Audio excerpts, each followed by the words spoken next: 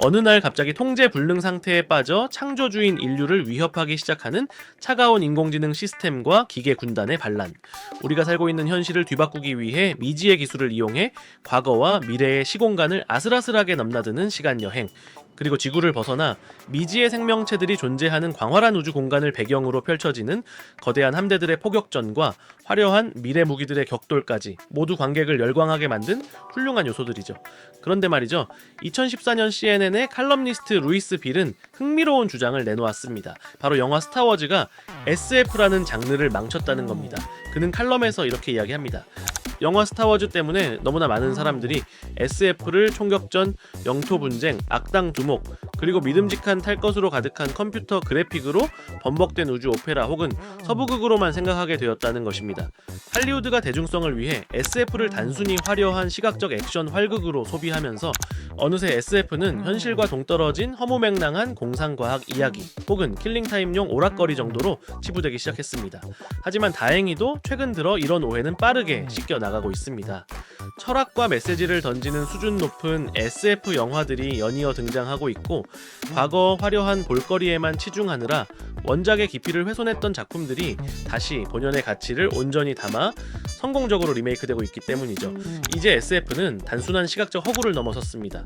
왜 과거의 인식을 깨고 SF를 제대로 바라봐야 하는지, 그리고 이 장르가 왜 미래와 국가 경쟁력에 없어서는 안 될 가장 중요한 문학인지 이야기해 보겠습니다. 먼저 SF, 즉 사이언스 픽션의 진짜 의미부터 짚어볼까요? 한마디로 정의하자면 우리가 살고 있는 이 세계에 물리적, 과학적 법칙이 적용되는 세상을 그리는 픽션입니다. 마법의 지팡이나 절대 반지가 등장하는 판타지와는 다릅니다. SF는 현재 우리가 가진 과학적 사실에 외사법, 즉 논리적 추론을 덧붙여 당장 현실이 되지는 않더라도 실현될 가망이 있는 미래를 묘사합니다. 과학 기술을 바탕으로 만약에 라는 질문을 던지고 이를 통해 우리에게 엄청난 경이감을 선사하는 지성적인 장르인 셈이죠. 거대하고 경이로운 SF의 세계는 크게 두 가지 부류로 나눌 수 있습니다. 하드 SF와 소프트 SF입니다. 첫째는 하드 SF입니다. 철저한 과학적 고증, 물리학, 천문학 등 기술과 이론 자체에 뼈대를 둡니다. 과학적 타당성이 극의 전개와 문제 해결에 핵심적인 역할을 하기 때문에 굉장히 지적이고 치밀한 재미를 주죠. 둘째는 소프트 SF입니다. 여기서는 기술 그 자체의 원리보다는 그 기술이 발달한 세계 속에서 인간이 어떻게 변하는지에 주목합니다. 심리학, 사회학, 철학적 문제가 이야기의 중심이 됩니다. 물론 요즘은 이 두 장르의 경계를 유연하게 넘나드는 훌륭한 작품들이 대세를 이루고 있습니다. SF에서 가장 대표적이고 매력적인 하위 장르 세 가지를 살펴볼까요? 첫 번째는 사이버펑크입니다. 하이테크 로우라이프, 즉 고도로 발달한 기술력 이면에 자리 잡은 암울한 밑바닥 삶을 뜻합니다. 인공지능과 거대 기업이 세상을 지배하지만 인간성은 소외된 디스토피아를 그리며 영화 블레이드 러너가 이 장르의 상징과도 같습니다. 두 번째는 스팀펑크입니다.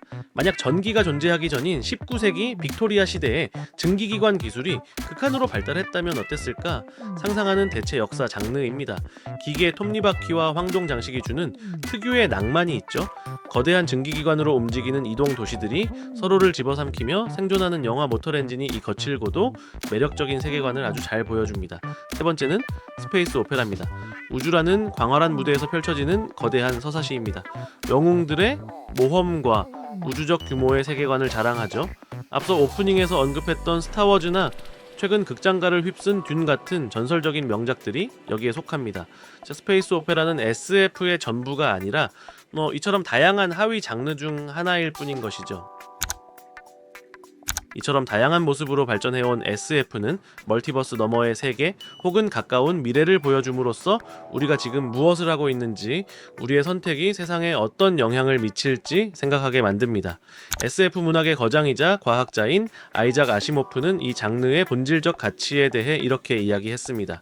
개별 SF 작품들은 눈먼 평론가들이나 철학자들에게 여전히 사소해 보일지 모르지만 우리가 만약 구원받고자 한다면 SF의 핵심, 그 본질은 우리의 구원에 필수적인 것이 되었습니다. 공상과학은 과학이 증명하지 못한 빈틈을 상상으로 채웁니다. 상상이 현실이 되고 그 현실이 다시 새로운 SF를 낳는 끝없는 진보의 원동력이 되는 것입니다. 우리는 SF를 언제까지나 서구권의 전유물로 남겨둘 수 없습니다. 다가올 미래 세계에서 굳건한 경쟁력을 갖추기 위해서는 기술 개발만큼이나 그 기술이 적용될 세계를 먼저 그려내는 상상력의 인프라가 절실합니다. 다른 기초 문학만큼이나 SF 장르의 폭발적인 발전이 지금 당장 한국에 필요한 이유입니다. 미래를 지배할 상상력의 문학 SF, 구독을 통해 익숙해지세요. 정말 멋지니까요.